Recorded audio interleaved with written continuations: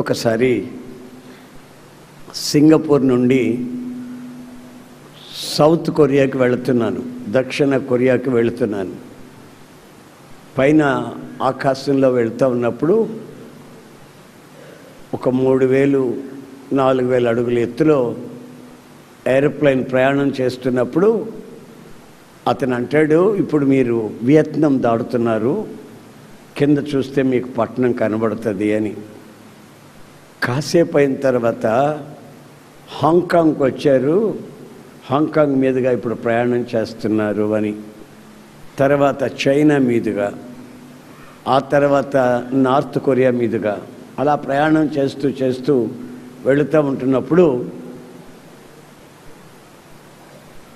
అంత ఎత్తులో అన్ని దేశాలు ఏరోప్లేన్లో దాటిపోతున్నప్పుడు వాళ్ళు వచ్చి మీకేమి ఆహారం కావాలి అని అడిగారు. నేను చెప్పాను, నేను కూర్చున్న చోటుకే తీసుకొని వచ్చి పళ్ళెం నిండా ఆ ఆహారం పెట్టారు. అప్పుడు నాకు అనిపించింది, నేను ఎక్కడున్నవాడిని, ఇప్పుడు ఎక్కడున్నాను?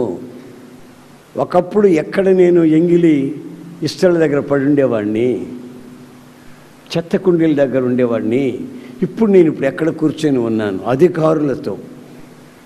అంటే కోట్ల కొలది బిజినెస్ చేస్తున్న వాళ్ళు ఉన్నారు, ఏరోప్లేన్ నిండా వాళ్ళే ఉన్నారు, పెద్ద పెద్ద మల్టీ మిలియనర్స్ ఉన్నారు, వ్యాపార రీతిగా వాళ్ళు ఇటు అటు తిరుగుతూ ఉంటారు. వాళ్ళ మధ్యలో నేను కూడా కూర్చొని ఉన్నాను. అంతేకాకుండా వాళ్ళతో సరి సమానంగా భోజనం చేసేదానికి వాళ్ళు భోజనం తీసుకొచ్చి పెట్టారు. నా పక్కన అటువైపు ఒక అతను ఉన్నాడు, బాగా లావుగా ఉంటాడు, బాగా బలిసిన మనిషి, ఇంతలా ఉన్నాడు, ఒళ్ళంతా బలిసిపోయింది కొవ్వు చేత. నేను అన్నం ముందు పెట్టుకున్నాను, భోంచేయట్లేదు, కంటి నిండా నీళ్ళు వస్తున్నాయి. నోరు తెరిస్తే యేసు రక్తం, స్తుతి స్తోత్రం అనుకుంటూ ఉన్నాను, దేవునికి కృతజ్ఞతాస్తుతి చెల్లించుకుంటున్నాను. నా పక్కన అడిగాడు, భోంచేయండి అన్నాడు. చేస్తానండి అన్నాడు. నా కంటి నిండా నీళ్లు చూసి నీకేమైంది అని అడిగాడు. ఏం కాలేదు అన్నా. మీకేమన్నా గుండెపోటు వచ్చిందా, కడుపు నొప్పి వచ్చిందా, ఏమిటి మీరు కంటి నిండా నీళ్లు పెట్టినారు, ఏంటో చెప్పండి అన్నారు. ఏం లేదండి అని నా సాక్ష్యం ఆయనకి చెప్పడం ప్రారంభించా. నా సాక్ష్యం, అతను కంటి నిండా నీళ్లు పెట్టుకున్నాడు. యేసు ప్రభు చదువు లేని వ్యక్తిని, చెత్త కుండీల దగ్గర తిరుగుతున్న వ్యక్తిని, రక్తం కక్కుతూ బజారు పాలైన వ్యక్తిని ఎలా మార్చాడు, ఎలా ఆరోగ్యం ఇచ్చాడు, ఈ స్థితికి ఎలా తీసుకొని వచ్చాడు? ఇదంతా నిజమేనా అన్న ఆశ్చర్యంతో ఆయన నన్ను చూస్తూ కంటిండా నీళ్ళు పెట్టుకున్నాడు. నా ప్రియమైన సహోదర సహోదరులారా, ఒక్కసారి